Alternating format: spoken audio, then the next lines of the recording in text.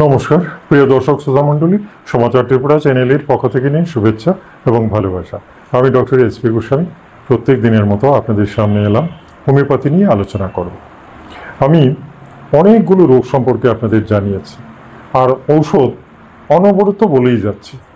একটা রোগের দেখুন প্রচুর ঔষধ রয়েছে, একটা দুটো নয়, প্রত্যেকটা রোগের অসংখ্য ঔষধ রয়েছে। তার মধ্যে বিভিন্ন কোম্পানিও রয়েছে, এক একটা কোম্পানি এক এক ধরনের মেডিসিন তৈরি করেন। হ্যাঁ, ভ্যারাইটিস টাইপের ওষুধ রয়েছে। সুতরাং এই ডাক্তারি শাস্ত্র সত্যি বলতে কি একটা বিশাল সমুদ্র বলতে পারেন। এই বিশাল সমুদ্রে আমরা এখনো সাঁতার কাটছি, আসলে এখনো ওপারে পৌঁছাতে পারিনি। তো সেগুলো সবগুলোই সারা জীবন ধরেই চর্চা করতে হবে, সারা জীবন ধরে। আপনারা যারা আমাদের ভিডিও দেখেন, আমার চ্যানেলে এখন অবধি 400-500-600 ভিডিও পাবলিশ হয়ে গেছে, তাহলে বুঝতে পারছেন প্রত্যেকটা এই একটা একটা করে রোগ সম্পর্কেই আলোচিত হয়েছে। আর কিছু কিছু ঔষধ বা রোগ আপডেট হয়ে যায়, অর্থাৎ কিনা আগে একটা দেওয়া হয়েছে, এখন আবার তার আরেকটা সংস্করণ ভিডিও দেওয়া হচ্ছে, যাতে করে আপনাদের আরও বেশি করে জানা বোঝার সুবিধা হয়।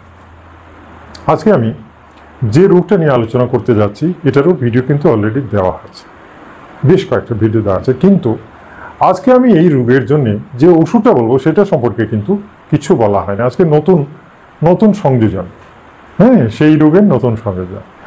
এখন হেয়ালি না রেখে তো আপনারা অবশ্যই আমার থাম্বনেইল দেখেই নিয়েছেন, থাম্বনেইলে কি লেখা আছে। আজকের রোগটা হচ্ছে blood sugar control, type 2 diabetes. Diabetes রোগটা ভারতবর্ষে কিন্তু ক্রমশই ছড়িয়ে যাচ্ছে। ভারতবর্ষ নয়, আমি বলবো সারা পৃথিবী জুড়ে ডায়াবেটিস একেবারে কি বলবো, আকাশে মেঘের মতো একেবারে ছেয়ে যাচ্ছে, চারদিকে ছেয়েই যাচ্ছে। এটার প্রধান কারণই হচ্ছে বর্তমান বিশ্বে প্রচুর নতুন ধরনের খাবার দাবার কিন্তু প্রোডাক্ট হচ্ছে। বিভিন্ন কোম্পানি নতুন রিসার্চ করে মানুষের মুখরোচক খাবার তৈরি করছে, আর এটাতে 50% কমার্শিয়াল ব্যাপার যুক্ত হচ্ছে, অর্থাৎ কিনা পয়সার জন্যে সেটাকে কিভাবে আরও লোভনীয় করা যায় এবং সেটাকে কিভাবে বিক্রি করা যায়, সেটাতে যদি আরেকটু রং মেশানো যায় লোভটা বাড়ানোর জন্যে, সেই চেষ্টাও করা হচ্ছে। কোম্পানিগুলো হিতাহিত জ্ঞান হারিয়ে পয়সার জন্যই সেগুলো করছে, বুঝতে পারছেন তো? আপনারা নিশ্চয়ই অনেকগুলো ভিডিও দেখেছেন যে চীনারা নকল চাল বাজারে ছেড়ে দিয়েছিল, নকল ডিম বাজারে ছেড়ে দিয়েছিল, নকল বাঁধাকপি, কি বলবো অথচ এগুলো খাওয়া যায়। এমন নয় যে ওইগুলো খেলে পরে আপনার হজম হবে না, সব ঠিক আছে, খাওয়া যায়। কিন্তু আসল এবং নকল তার মধ্যে রাত দিন ডিফারেন্স, এবং সেটা বিষাক্ত বটে, বুঝতে পারছেন তো? সুতরাং এই সমস্ত জিনিস যত বাড়ছে ততই কিন্তু সুগারের পেশেন্টরা বেড়ে যাচ্ছে।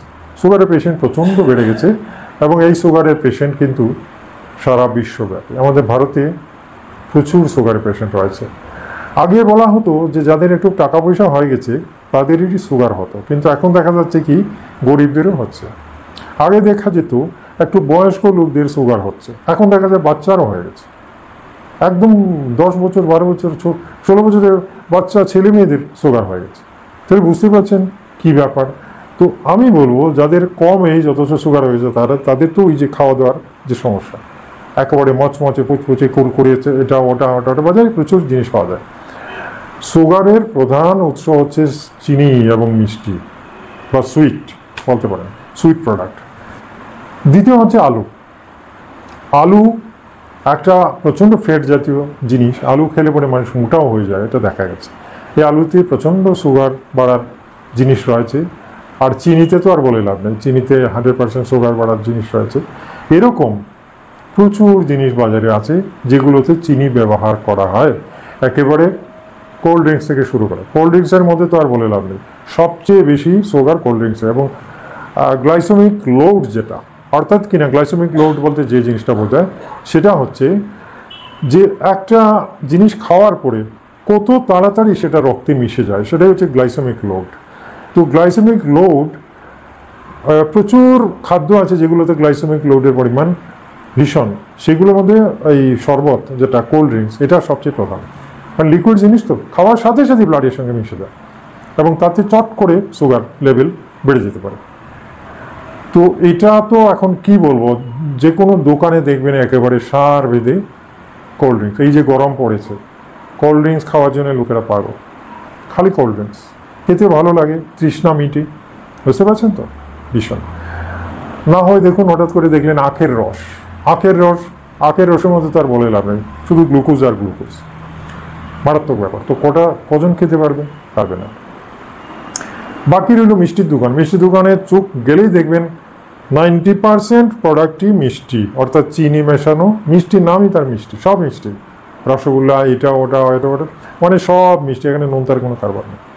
এখন গেলেন রেস্টুরেন্টে যাওয়ার পরে কি দেখলেন, এই তো আলুর চপ, হ্যাঁ, পরোটা, ময়দার মধ্যে প্রচুর গ্লাইসেমিক ইন্ডেক্স রয়েছে, সেটা খেলে সুগার বাড়বে। কি করবেন বলুন তো, মানে কি খাবেন? এই জন্য দেখা যায় যে সুগারের রুগীদের সব খাওয়া বর্জন করেও রেহাই নেই, মানে খাওয়ার আর কিছুই রইল না, ভাত খেলেও সুগার বাড়ে। হ্যাঁ, কি করবেন? কিছু তো খেতে হবে। সুতরাং সেখানে যে লিস্ট দেওয়া হয় সেই লিস্ট সবসময় মেনটেন করা অসম্ভব। হ্যাঁ, সবসময় এতগুলো জিনিস খুঁজে পাওয়া বা ঘরে অ্যাভেলেবেল থাকবে অসম্ভব, আর গরিবদের কথা তো বলে লাভ নেই। সুতরাং ওই যে মশার থেকে বাঁচার একটাই রাস্তা, মশারি খাটিয়ে শোয়া। ঠিক আছে, মশাকে মারা যায় না, মশাকে মারাই যায় না।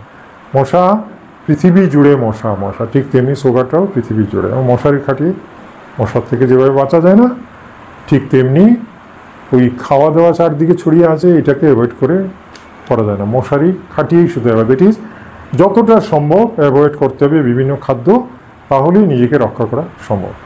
আসুন, সুগার সম্পর্কে আজকে আমি এত কথা বললাম বোঝানোর জন্য। এখন আজকে আমি একটা ওষুধ সম্পর্কে বলবো, যেটা অ্যাডেল কোম্পানি, বুঝতে পারছেন তো? Germany Adel company.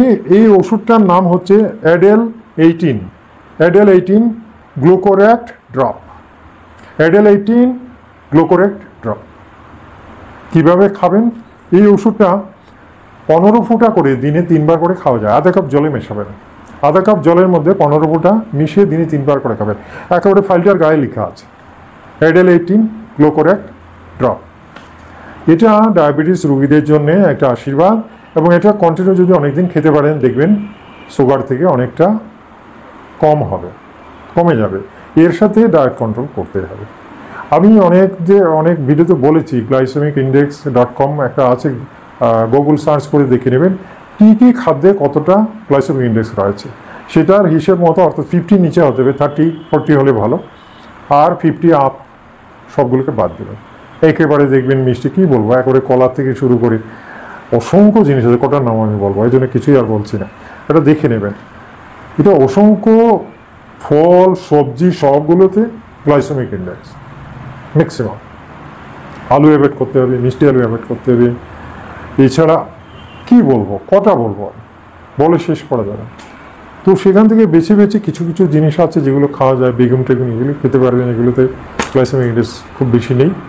ফলের মধ্যে আপেল খাওয়া যায়, দেখা গেছে আপেলটি। আবার খেজুর খাওয়া যায় না, আঙ্গুর ফাঙ্গুর এগুলো খাওয়া যায় না, কিশমিশ কিছুটা খেতে পারবেন। তো দেখুন এগুলো একটু চার্ট দেখে নেবেন, হ্যাঁ, চার্ট দেখে খাবেন। আর ওইদিকে অ্যাডেল 18 গ্লুকোরেক্ট ড্রপ, এটা 15 ফোঁটা করে আধা কাপ জলে মেশাবেন এবং দিনে 3 বার করে খেতে থাকুন। 2-3 মাস 4 মাস খান, অনেকটা কমবে। এর সাথে যদি একটু ডায়েট কন্ট্রোল করেন, আপনি ব্লাড সুগার থেকে অনেকটা মুক্ত থাকবেন। কথাটা মনে রাখবেন। আমার চ্যানেলে যারা নতুন এসেছেন, চ্যানেলটাকে অবশ্যই সাবস্ক্রাইব করে নিন, বেল আইকনটা টিপে দিন, যাতে প্রত্যেক দিন আপনার মোবাইলে আমার ভিডিওটা চলে যায়। ঠিক আছে, আগামীকাল আরেকটা ভিডিও নিয়ে আপনাদের সামনে আসবো, অবশ্যই দেখবেন। ততক্ষণের জন্য বিদায় চাইছি। নমস্কার, ধন্যবাদ।